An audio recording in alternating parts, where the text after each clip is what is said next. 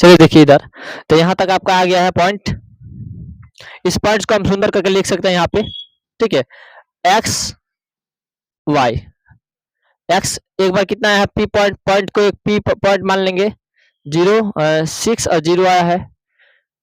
Q point कितना है आपका, क्यू पॉइंट 0 और 2 आया है। ओके ओके, इस पॉइंट को हमने इरेज कर देते हैं यहाँ से, साफ सुथरा रहेगा। ओके चलिए नेक्स्ट, जब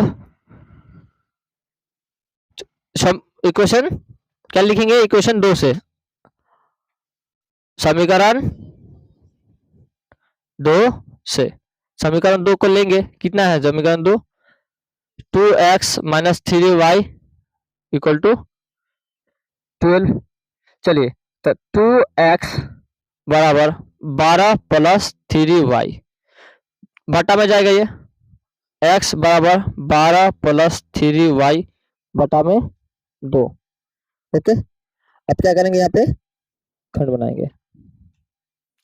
देखो ये वाला खंड ऐसा बनना चाहिए था उस समय का, ऐसा नहीं बन पाया। x है, y है, और x और y दोनों को लिखेंगे यहाँ पे, ठीक है। चलिए हम बनाते हैं, जब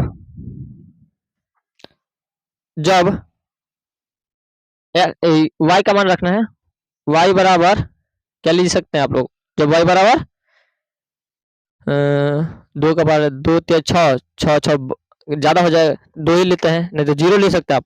ओके, y बराबर 0, तो y बराबर 0 लेंगे, क्या होगा, x बराबर 12 प्लस 3 गुने 0 बटा में 2, 3 0 0 0 0 12 में जोड़ेंगे तो कोई फायदा नहीं है, 12 बटा 2, x बराबर 12 बटा 2 कट गया, x बराबर कितना आया, x बराबर 6 आया।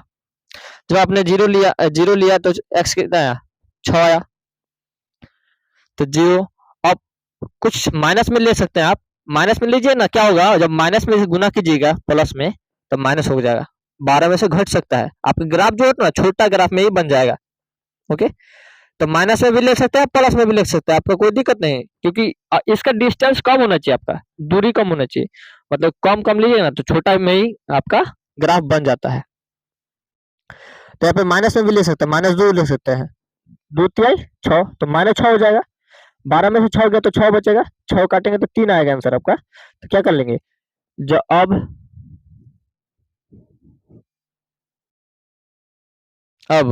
y बराबर कितना लेंगे, -2, अब y बराबर -2 लिखते हैं, x बराबर 12 प्लस 3 गुने -2 बटा में 2, x बराबर 12 माइनस, क्योंकि 3 दूनी 6 माइनस में होगा बटा 2, x बराबर 6 बटा 2 कट गया, x बराबर 3।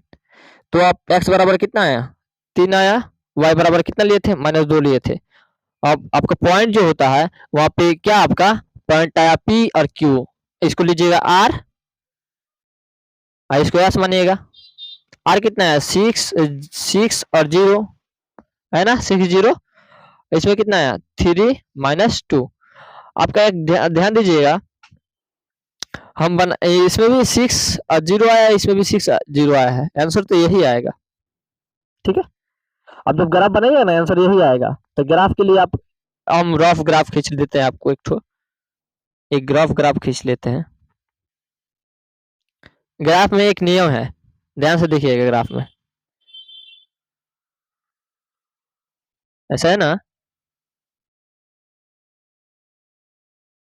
-1 -2 -3 -4 -5 -6 -7, नीचे लिखिएगा -1 -2 -3 -4 -5 -6 -7, इसके नीचे लिखिएगा 1 2 3 4 5 6 7, इस पर लिखिएगा, ठीक है, इस पर लिखेगा 1 2 3 4 5 6 सब प्लस में, ठीक है। इस पर ऐसे खाली रहना चाहिए, नीचे इसका नीचे लिखेगा, इसके इस पर लिखेगा, इसके नीचे लिखेगा, इसके इस पर लिखेगा। ओके, तो आपका फर्स्ट है आपका 6 0, ऐसे 6 ऊपर 0 उठेगा ही नहीं, यहाँ पे ही आ गया 6 0, यहाँ पे है P पॉइंट 6 और 0, एक्स का लाइन 6 पे गया है, वाई चढ़ा ही नहीं, समझ गए?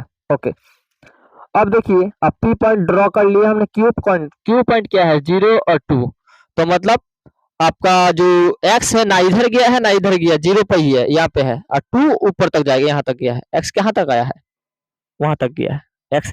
इस क्यू पॉइंट का नाम क्या है, 0 और 2, 0 2 लिख दिए। आपका यहाँ पे एक पॉइंट आया, रफ रफ खींचे तो इसका हमने ड्रॉ कर लिया, अब इसका ड्रॉ करेंगे, ग्राफ पेपर में होना चाहिए। ओके, 0 और 6, फिर वही 0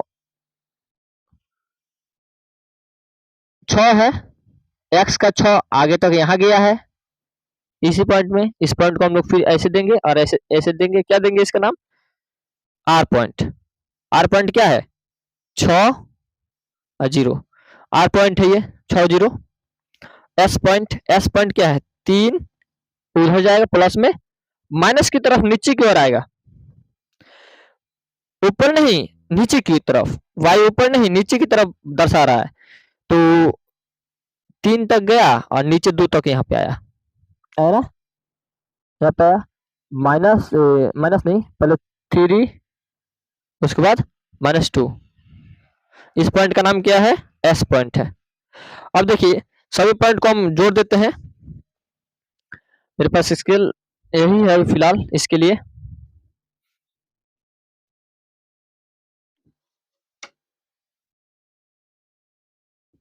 जोड़ दिया इस पॉइंट को, दोनों पॉइंट को जोड़ दिया। ओके, अब इस दोनों पॉइंट को जोड़ देते हैं,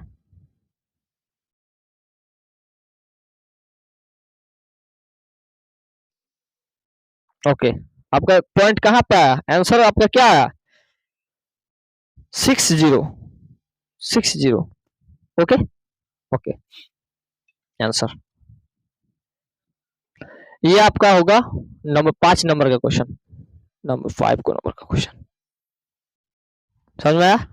ओके, वेरी गुड। अगर आपको मेरा वीडियो पसंद आया प्लीज लाइक कर दीजिएगा और सब्सक्राइब मेरे चैनल को कर दीजिएगा। Okay, thank you watching for my videos.